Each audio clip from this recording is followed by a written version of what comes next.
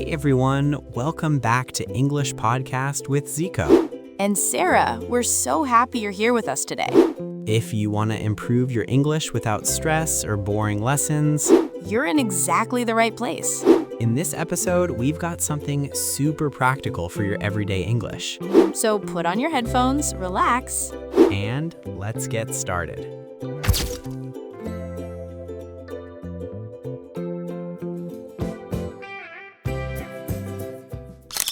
Do you love football? But can you talk about it in English like a real fan? Today, we're fixing that. So, Sarah, today we're tackling a topic that is, well, it's close to my heart, and I think for millions, maybe even billions of people around the world. Oh, okay. I think I know where you're going with this. Are we talking about the beautiful game? The beautiful game indeed, football, or, soccer for many of our listeners. We're going to explore how you can learn English by watching football, and more importantly, how to talk like a real fan. This is such a great topic because, so much of language learning is about motivation, right? And if you're passionate about something like football, you already have that built-in reason to engage with it. Exactly. The emotion, the drama, it's all there. So let's start with the very basics, the place where the magic happens. Okay, the stadium. Right. Inside the stadium, you have the big green rectangle of grass. That's called the pitch. The pitch. Some people might also call it the field, especially in American English. Yep, pitch or field.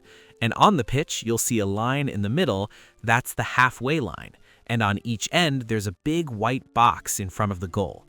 That's the penalty box. And of course, you have the goal itself.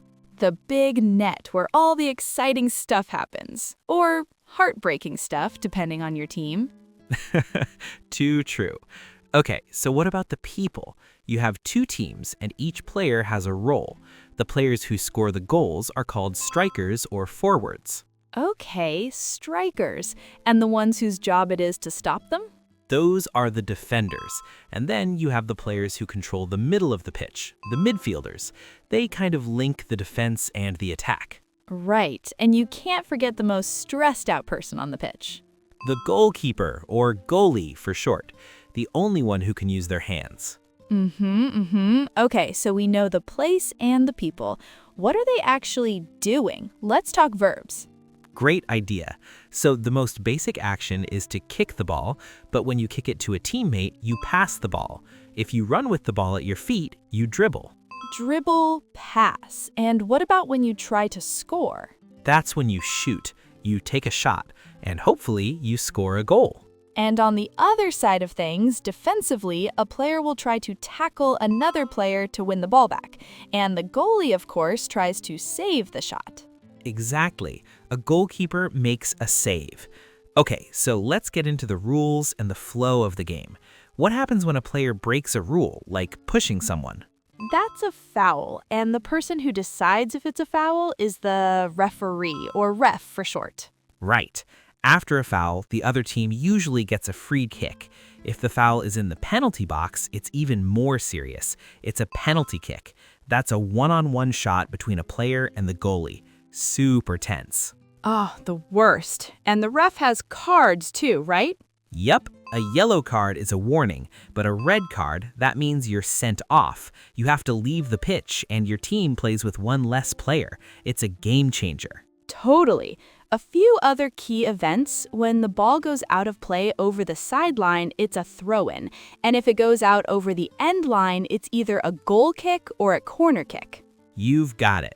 And of course, after 45 minutes, we have halftime, a little break. And after 90 minutes, it's full time. The game is over. Whew, okay, that's a lot of the technical language. But the real fun is in the slang, the stuff you shout at the TV. Yes, this is how you really sound like a fan. So let's say a player scores an absolutely incredible goal from very far away. You wouldn't just say, "nice goal." You'd yell, "what a screamer." A screamer, I love it. Or like, that shot was a rocket. Exactly. And right when the ball hits the net, a true fan just shouts, "get in." Okay, what about the opposite? When a player, especially a goalie, makes a huge, embarrassing mistake. Ah, that is a howler. You'd say, oh, the keeper had an absolute howler. Howler, that's a great word. Okay, what if the game is super exciting, really close? Maybe the score is 2-2 in the last minute? That's a nail biter because you're so nervous you're biting your fingernails. You'd say this game is a real nail biter. Right, and you're on the edge of your seat. For sure. One more. What if a team is winning 1-0 and decides to just defend with all 11 players for the rest of the match? Oh, that's parking the bus. They park the bus in front of the goal. It's so frustrating to watch when it's against your team.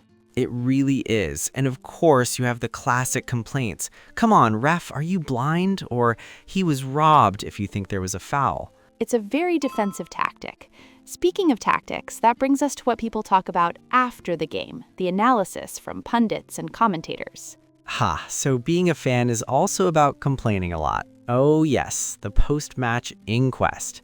This is where you hear a lot of interesting vocabulary. For example, they'll often talk about a team's formation. It's a huge part of the experience, I think. Well, I feel like we've covered a lot of ground here. Exactly, like a 4-4-2 or a 3-5-2. That's just the arrangement of defenders, midfielders, and forwards on the pitch. You might also hear that a player had a game of two halves. We really have, from the pitch to parking the bus. What does that mean? Like they played poorly in the first half but were brilliant in the second, or vice versa? So that's just about all the time we have for today. Hopefully this gives you all the tools to start enjoying football in English, and comment your favorite team below in English. Yeah, here's a challenge for you. Watch a match this week. You don't have to understand everything. Just listen for a few of these words. A corner kick, a foul, maybe you'll hear someone shout about a screamer. That is a brilliant idea. The more you listen, the more you'll understand. A huge thank you to Sarah for walking us through that. Anytime, Ziko. This was a lot of fun. And a massive thank you to all of you for tuning in to English Podcast with Ziko. We'll catch you next time. Goodbye.